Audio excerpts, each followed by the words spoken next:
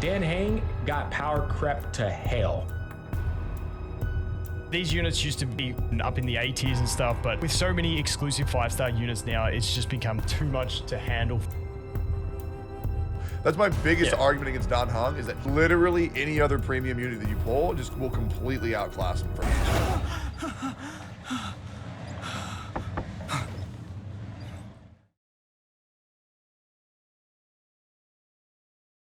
We are now introduced to Blade, and apparently the Xianzhou Loufu captured him, but as far as I can tell, they never explain how or why they did that. I may be remembering incorrectly though. Very cool cutscenes, and I understand they're setting the stage a little bit, but with hindsight it is a little confusing. Hold on, I'll be there soon. No point wasting our time in the corridor. The conductor wants us to attend a warp navigation meeting, and we can't be late. Let's head over. Geez, March, we can't wait a little bit for my man Dan Heng. So Pom Pom is just about to tell us which planet we are heading to next. Penacony. But then... Long time no see, Astral Express crew. It's Kafka. So Kafka tells us that right now there is a Stellaron crisis happening on the Loufu ship of the Xianzhou Alliance, and they're trying to blame the crisis on the Stellaron hunters. She claims if the Trailblazer team does not help, half the inhabitants of the Loufu will die. Now we have a choice to either help the Loufu and potentially run into a trap, or ignore the situation altogether. So after Kafka ends her transmission, we go talk to Dan Heng and catch him up. He tells us, If it were one of the other ships, it might have been okay, but I can't go to Loufu. I'm forbidden from setting foot on that ship. Total interception of any attempt to enter the Dominion is how they chose to put it. but what's weird is he said if it's any other ship, it'd be fine. Considering what we find out later, you'd think he'd be banned from all Xianzhou ships. It's kind of interesting. Anyway, we vote on whether we think we should go help the Loufu or not. No matter what you do, you end up going, of course.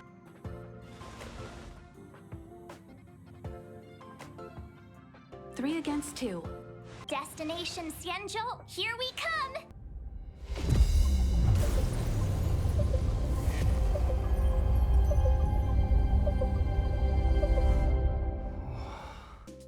So we get approved to come on board with some mysterious automated system, and oh, by the way, Welt is coming with us instead of Dan Heng. Once we're on the ship, we discover some kind of battle has taken place. Yeah, that's right, screw your rules. Dan Heng is here and has no fear. Careful. We've never seen this kind of life form before. So this is where we meet Tingyun. Fun fact, Tingyun in Chinese means stop the clouds. What a heroic sounding name. Hey, you there? We need your help. Although thankful for rescuing her, she acts very standoffish and says due to the lockdown, we shouldn't be allowed on the Loufu. If you can't offer an explanation, I'm afraid these Cloud Knights will have to escort you out. We called for port transfer and got no response, but then someone opened the Jade Gate for us. When we arrived, there was no one to be found, so we started to make our own way through. How can that be? My ship was the last one into port before the Jade Gate was shut. Now hold on, that's strange. It shut right after she arrived? Suspicious. We caught wind of the incident you mentioned. That's why we're here, Miss Tingyun, to help the Xianzhou seal the Stellaron. I think this Tingyun voice actor does such a great job with all the subtlety of her lines. Everything she says is overly polite, but almost feels like it has a little sting at the end of whatever she's saying. Your actions have already revealed your kind hearts to me. Sadly, I can't make you any promises. You're outsiders, and only Madame Yukong has the authority to consider your offer. I feel like that's a really hard thing to portray. Look at this. March left her six-phased ice laying around. That doesn't usually happen. Kind of weird. True. But we came here to Trailblaze, not Jailblaze. I'm pretty sure you can hear March's voice actor cringe right before she said Jailblaze. That is pretty funny.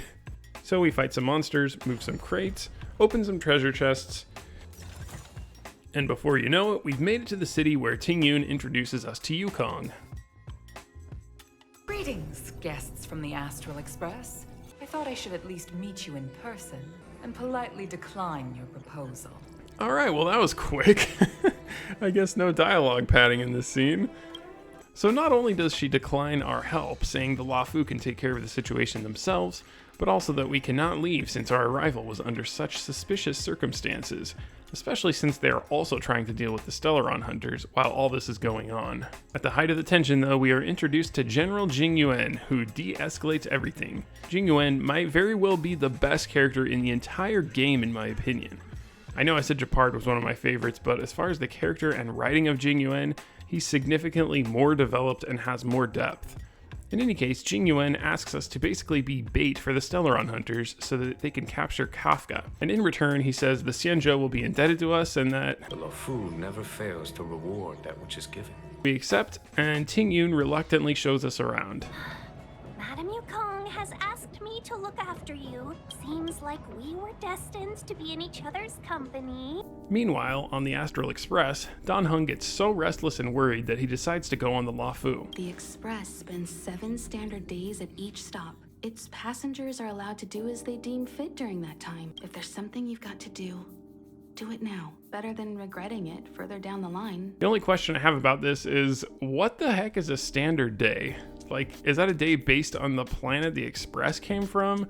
Or is there some kind of galactic standard day? I would assume since there are long life species and short life species, the day lengths must differ quite a bit. Does a standard day on the Loufu equal a day on Jarillo 6? The events on Jarillo 6 definitely felt like it should have lasted more than a week. I'm probably reading into this too much, but it would be interesting to know. In any case, I really like this story tangent, and I really enjoyed switching perspectives back and forth.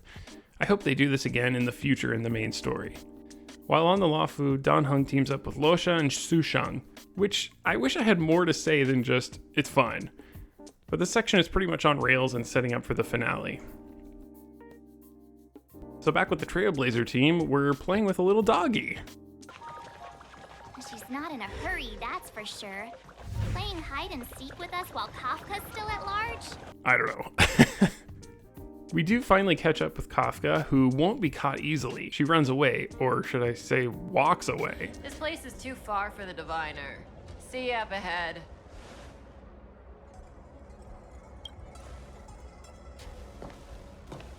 Quick! Don't let her escape! After easy battles and puzzles again, you know, I just want to say I thought there would be more talk of strategy throughout the main story, but so far there just isn't a lot of strategy talk necessary.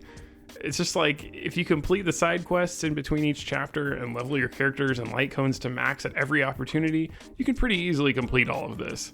I know Phantylia will be a different story, but for now, just so everyone knows, that's why I'm not talking too much about the battles. So we catch Kafka. Looks like you caught me. That's what I just said. But she won't go down without a fight, and for some reason I remember this fight being more difficult. I think maybe I didn't have any dispel. If I remember right, I wasn't leveling up the traces enough on my main account when I first got here, and didn't expect Kafka to mind control everyone. Now I know what I'm doing though, so it wasn't a problem. Finally.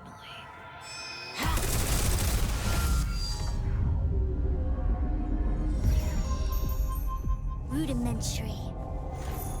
Your every move has been foreseen by the Omniscia.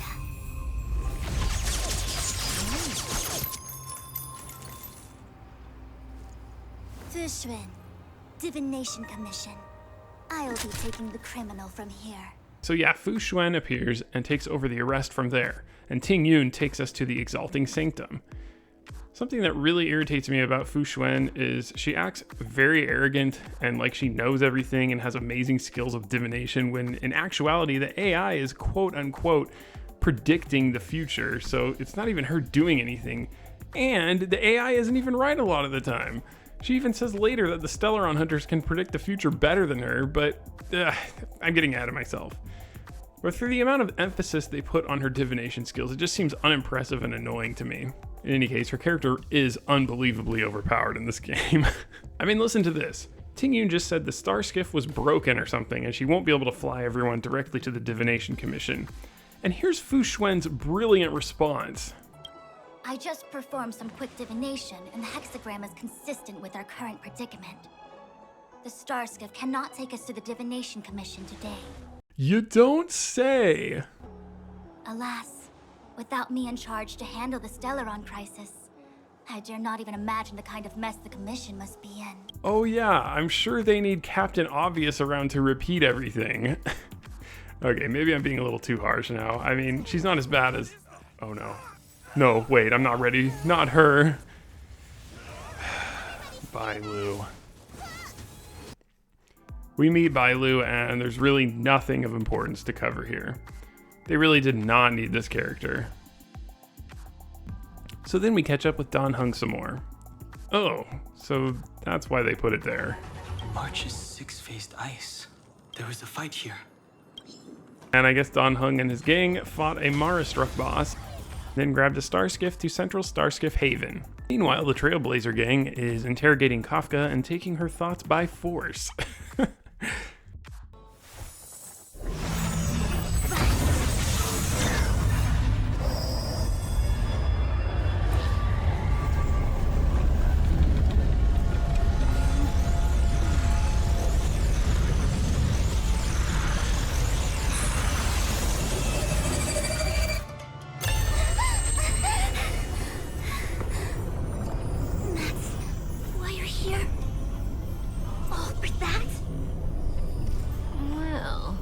Not what you were expecting. You go ask her. I know you still have many questions for Kafka yourself. Thanks, Welt. I'll go talk to her. So basically now we get a one-on-one conversation with Kafka, who tells us she's just been following Elio's script this whole time, and the entire point of her coming here was so that the Xianzhou Loufu would be on good terms with the Astral Express. And, well, here, she can explain. I needed you to meet the Loufu's general in person, and to help him resolve the Stellaron crisis. I needed the Alliance to owe you a favor. That way, in the future, at the most critical moment, the Xianzhou will offer you their help. Help in what exactly? She doesn't know much more, which was intentional on Elio's part. She can't reveal anything she doesn't know. Also, at some point, we're probably going to face Nanook himself, so maybe that's what it's for?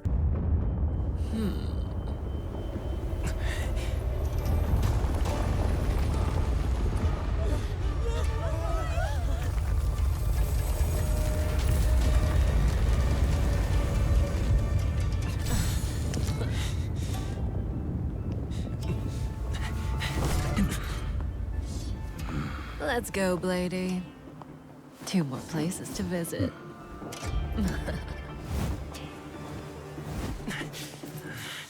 Okay, 2 things just happened. Of course, Kafka escaped, and I'm not entirely sure why she even needed Blade to show up since her handcuffs just disappeared on their own and Blade didn't fight anyone, but also this big tree came back alive, which is highly unusual. We decide that it must have come back alive due to the Stellaron, so we head over there to investigate. On our way, we meet this guy, Master Gongshu, who helps us burn up the roots that have appeared all over the place.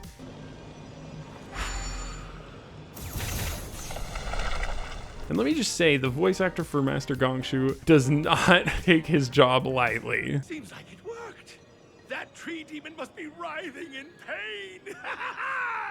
Once we get to the actual tree, though, a giant deer appears. Careful, it's changing.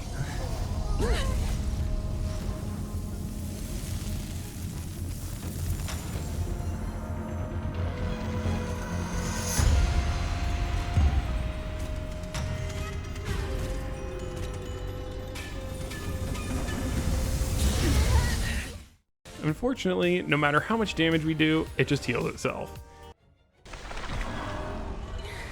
No matter how much damage we do, it just heals itself. Okay, March, you don't like it when other people copy you. Ugh, never mind. So we retreat and regroup, and I guess somehow we figure if we destroy the roots around the area, it'll weaken the Abundance's power that is healing the deer. I don't know. What doesn't make sense to me is it's only the very specific roots, like attacking these ones apparently do absolutely nothing. So, the next... Let's say hello to our dear friend. Get it? Please never do that again. Boy, she really took offense to that. We re-challenged the deer after weakening it, and it was actually a little bit difficult, but in the end I got it in one shot with the deer shriveling up and becoming one of the hardest simulated universe bosses in the game. If immortal creations were left to spread their branches and roots throughout the universe, entire ecosystems would collapse. You are a man of vision, Mr. Yang. Ironic, isn't it? The wise are buried, while the fools remain immortal. Thank you for your help. I know there will only be more danger ahead. Go, friends, and stay vigilant. I wish you a safe journey.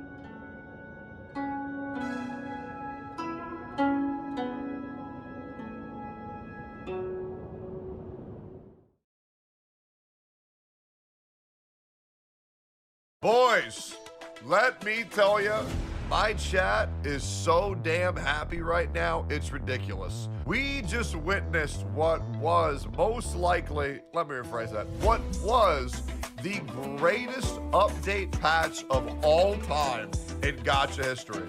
Dr. Ratio. You read that right. From the start of version 1.6, event warp to when version 2.1 ends, unlock the mailbox function to claim Dr. Ratio, free 5-star, the hunt, imaginary. I've heard rumors that this dude is insanely powerful, a very rare archetype that every free-to-play player needed as well, a completely free 5-star